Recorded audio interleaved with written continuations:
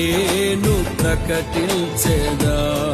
కృపా సత్యములతో కాపాడుచున్నావు, దినమెల్ల నీ కీర్తి మహిమలను నేను ప్రకటించెదా.